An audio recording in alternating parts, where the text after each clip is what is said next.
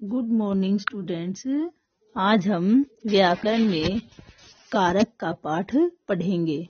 इससे पहले हमने सर्वनाम तक पढ़ लिया था। आज हम नया पाठ कारक पढ़ेंगे। हम हिंदी में जितने भी वाक्य लिखते हैं, बोलते हैं, उन सभी में जो छोटे का, की, के, में, पर ऐसे शब्द जो आते हैं वो सभी कारक ही होते हैं। यदि हमारी हिंदी व्याकरण में कारक नहीं हो तो हमारा कोई भी वाक्य पूरा नहीं हो सकता है। इसलिए हिंदी भाषा में कारक बहुत ही महत्वपूर्ण है। अब आप कारक के बारे में जानिए। संज्ञा या सर्वनाम के जिस रूप से उसका वाक्य की क्रिया, जिसको इंग्लिश में वर्ब बोलते हैं, या अन्य शब्द से संबंध प्रकट होता है, उसे कारक कहते हैं। एक बार पुनः सुनिए। संज्ञा या सर्वनाम के जिस रूप से उसका वाक्य की क्रिया या अन्य शब्द से संबंध प्रकट होता है उसे कारक कहते हैं। तो संज्ञा और सर्वनाम के बिना तो हमारा वाक्य बन ही नहीं सकता है, और उसके रूप से उसका वाक्य की क्रिया या अन्य शब्द से जो संबंध प्रकट होता है उसे कारक कहते हैं। दूसरी बात, कारक के चिन्हों को विभक्ति चिन्ह भी कहा जाता है। जो कारक के चिन्ह हैं उनको विभक्ति के नाम से जाना जाता है। तो इस प्रकार हमारी कारक की परिभाषा मैंने आपकी सुविधा के लिए कारक की परिभाषा को पेंसिल से रेखांकित करके आपको बताया है। तो कारक की परिभाषा जो कि आज आपको लिखनी है, वह जो मैंने पेंसिल से नीचे लाइन खींचकर आपको बताई है, वह कारक की परिभाषा होगी। उसके बाद कारक के चिन्हों को विभक्ति चिन्ह कहा जाता है। अब जो विशेष बात है, हमारी हिंदी भाषा में 8 कारक होते हैं। उनके नाम और चिन्ह आपके सामने जो ये सारणी दिखाई दे रही है, इसमें आपको दिखाए गए हैं। उनको मैं एक एक करके आपको बताऊंगी।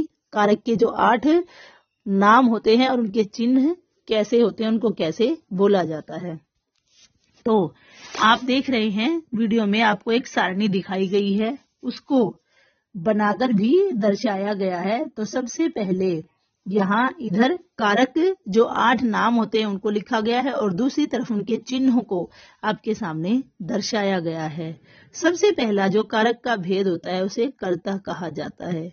दूसरे भेद को कर्म, तीसरे भेद को करण, चौथा भेद है उसका नाम संप्रदान होता है, पांचवें को अपादान कहा जाता है, छठे भेद का नाम संबंध कारक, सातवें भेद का नाम अधिकरण कारक, और आठवें भेद को संबोधन कहा जाता है। तो इस प्रकार कारक के 8 भेद हो जाते हैं। अब इनके चिन्ह इनके सामने दिए गए हैं, जिनको कारक चिन्ह या विभक्ति चिन्ह भी कह दिया जाता है। तो सबसे पहला था कारक चिन्ह हमारा कर्ता। जब इनको बोला जाता है तो ये एक कविता के रूप में बोले जाते हैं, और उनको याद करने का भी यही एक अच्छा तरीका होता है। सबसे पहले मैं आपको बोलकर बताती हूँ इनको बोलकर कैसे सुनाया जाता है। तो सुनिए। कर्ता ने कर्म को करण से के द्वारा संप्रदान के लिए अपादान से, यहाँ पर से विभक्ति चिन्ह 2 बार आता है, तो पहले के साथ के द्वारा जुड़ा हुआ होता है।